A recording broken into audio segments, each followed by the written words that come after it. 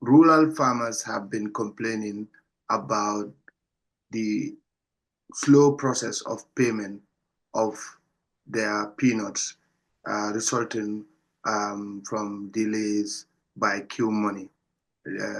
This has been frustrating. I wonder, how has your ministry resolved this issue, or is it still lingering? Thank you very much, Mr. Balde, for the invitation.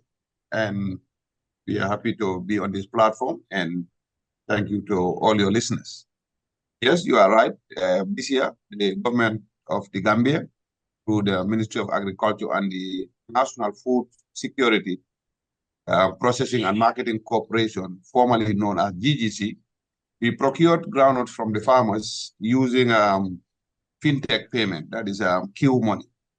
And this occurred as a result of issues that occurred in previous years, where tracking the money became an issue, security became an issue, and we even lost about $46 million last year doing cash payment. This year, invitations were made by the GGC for interested service providers like Q Money and the rest to come to the table. And then Q Money was the most responsive. And we did it this year. I wouldn't call it a trial or a pilot. It may not be the best word to use, but it's something in that line. And we did it because it created a lot more security for the money and a lot more security even for the farmers themselves, because we have had people who receive 200,000, 300,000, and they get robbed the next day or a fire breakout.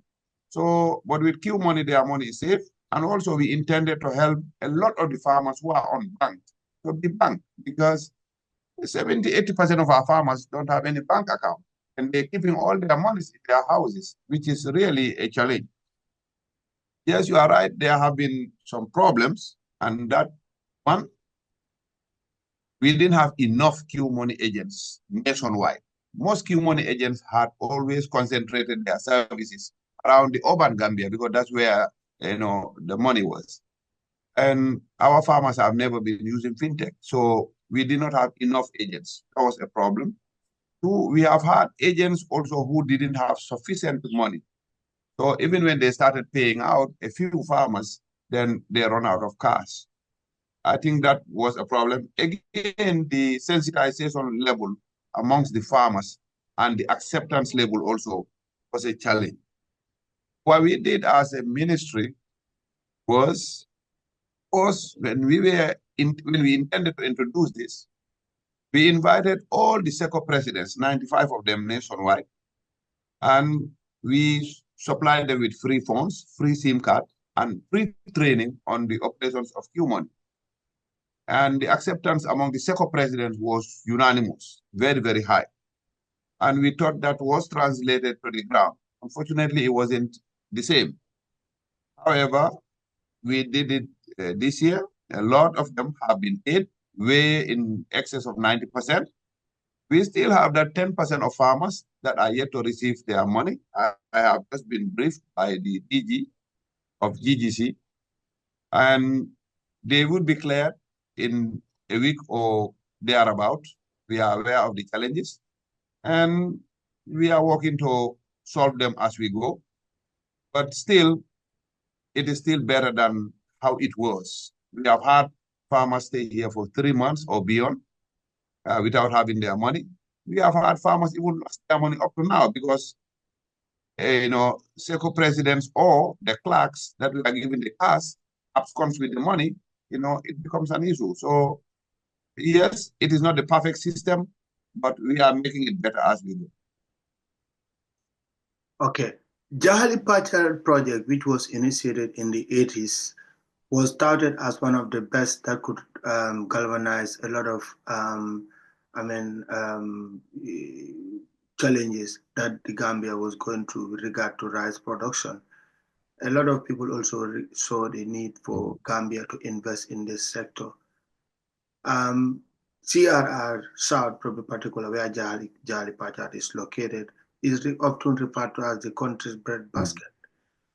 Over the years, there was so much hype When the government of President Adama Barrow, the coalition government, came to power in 2016, a lot of people thought that the goodwill support that the Barrow government received from international partners would have been translated into gainful results that would really put the Gambia on a strong pedestal when it comes to rice production. Why is this system slowed down to this extent, to an extent that we still continue to rely heavily on importation of rice from India, Thailand, and the Americas? Yeah, you are right, Mr. Balde. Jahali Pachar today is 100 times better than the Jahal Pachar you have ever known. Jahal Pachar in totality is about 2,400 hectares. 2,400 hectares, as much as we focus on Jahal Pachar, it can never make us rice self-sufficient. 2,400 hectares cannot feed Gambia. So, as we speak today, farmers in CRR South and Jahal Pachar in particular all benefit from free plowing services provided by the government of President Barrow. Every farmer in Jahali Pachar and CRR South receives rice seeds at no cost and of different high-yield, drought-resistant, climate-smart varieties. Every farmer in Jahali Pachar today have access to a mechanized transplanter, have access to a mechanized combine harvester, and have access to modern drying floors and seed stores. All these have been provided in this past 3-4 years by the government of President Adama Barrow. But efforts are being made to make Jahali Pachar a very modern field. In fact, this year, in 2024-2025, the government changed 116 floodgates of both CRR South and North, was done by the Roots Project. All this is geared towards controlling the most critical element in agriculture, that is the water. So the investment level of the government of President Barrow in Jahali Pachar is unprecedented. However, knowing that we need to develop the fields nationwide to be rice self-sufficient, we are in the process of mechanization, that is importation of tractors. We are expecting 180. We have just wrapped up a tender process in the newspapers for land development by the Regional Rice Value Project, which will develop close to 900 and something hectares to a level that will be modern and can make those fields productive year-round. The Roots Project has just wrapped up a tender where they will develop about 2,000 hectares to a level of modern rice fields that you control all the elements, that is the water inflow, water outflow, and all the parameters. And again, these fields will be able to produce year-round, minimum of twice a year. And this is not only peculiar to Jahali Pachar. This we intend to do a lot of it in URR, a lot of it in CRR North, and even the valleys, the traditional rice-producing valleys of North Bank and the West Coast. So yes, we are looking at it holistically, but Jahali Pachar of today is 100 times better than Jahali Pachar has ever been, given the services and dedication that the government has placed it as a priority investment zone. But why is that the bag of rice continue to the price of bag of rice continue to shoot through the roof? Yet we have this private sector-led initiative, and like you said, government is trying to help a lot with regard to applying. Why do you think the rice continue to be expensive, or the price of rice is going up? Actually, Mr. Balde, let's put it this way. A bag of rice today in the Gambia is 1,950 or 1,900. I don't think that is above or shooting in the roof. I would consider that to be a reasonable price, because let's take it this way. A bag of coos that is produced here in the Gambia is more expensive than a bag.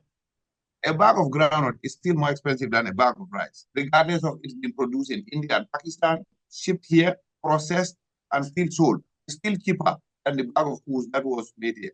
Even a bag of okra is more expensive than, and all these are produced here in the country. So the imported rice is not as if the imported rice is very, very expensive. In fact, compared to some countries around us, a bag of rice is and a bag of fertilizer is a lot more cheaper in the Gambia than any country around us. And this, you are in the United States or wherever you have access to very, very good research tools. You can research this and prove me wrong at any time. Yeah, it's about the import cover. The governments spend a lot on import cover. So even if That's the true. rice is subsidized, that we can still make effort to make sure that we counter the effect of what is being spent on import cover. That's Well, yes, if you look at it with that dimension, it is true because it's a lot into our forex in the import cover. But yes, what we can do as a government is to create the conducive environment for production. And that is one. In 2024, we imported, in fact, 2021, the government bought 50 tractors and they are being used strategically nationwide to boost rice production. The government is giving seeds to every individual in this country who want to produce rice. The government is in the process of importing 180 tractors. We supply highly subsidized fertilizer nationwide, highly subsidized, all geared towards improving production and productivity. The government not only gives seeds at no cost, but high yield, climate smart seeds. All this coupled with what we call matching grant. Nearly over 1,000 people have benefited. And this, you can research this, the Giraffe Project, the Roots Project.